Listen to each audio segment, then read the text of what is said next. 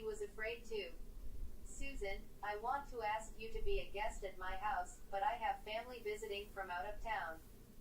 I'm afraid you'll have to sleep here in the shed with the engines, the boss said. The engines all stared at him in disbelief. They had never had a woman sleep in their shed. Oh, I don't mind, she said.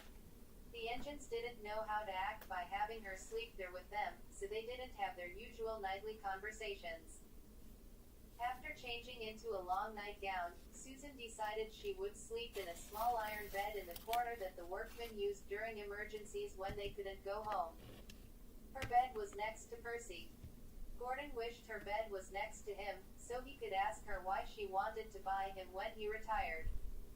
He didn't want the other engines to know about her plans yet.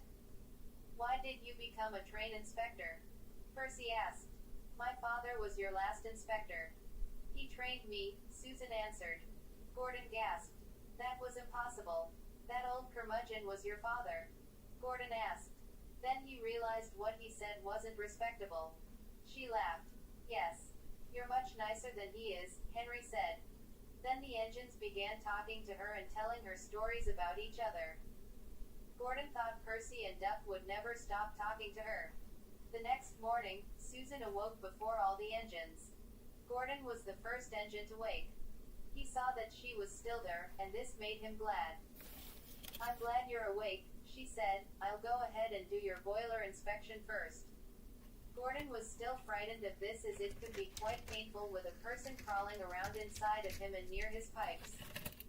Her father would crawl all the way up to Gordon's smoke box, which made Gordon feel as if he were choking. She patted his tank. Don't look so scared, she said.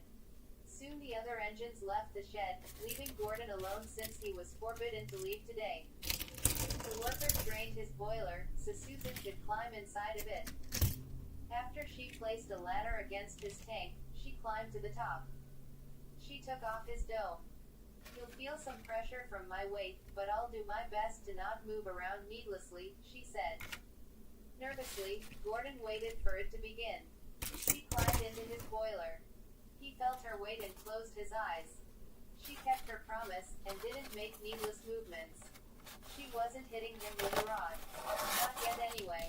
Then he felt the pleasant feeling again that he felt yesterday. What was she doing to cause it? He really didn't want it to end. Once more, his mood became euphoric. He was in such a trance, he didn't know Susan had finished the inspection. I'm finished. Your boiler is in excellent condition. She patted his cheek. How did you do that to me? How did you make the inspection feel so pleasant?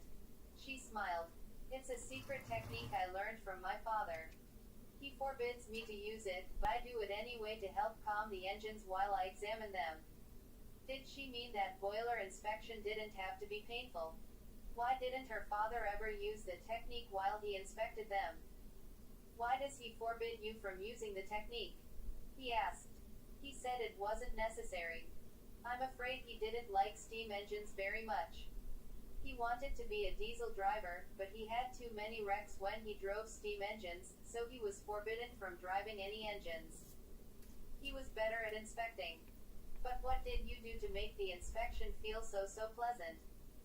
I just rubbed your pipes with a piece of silk cloth to distract you. That's all. That's what I did yesterday. I had a piece of silk cloth tied to the end of the rod, so I wouldn't scratch you. Will you please continue the inspection? But, there's nothing. Oh. Yes, of course. But only for a few minutes because I have more engines to inspect if I want to stay on schedule. She climbed back inside his boiler. Once more he felt the pleasant feeling. He closed his eyes. One day when you retire, you'll belong to me, Susan whispered to Gordon. Gordon was so relaxed, he didn't know she had crawled out of his boiler.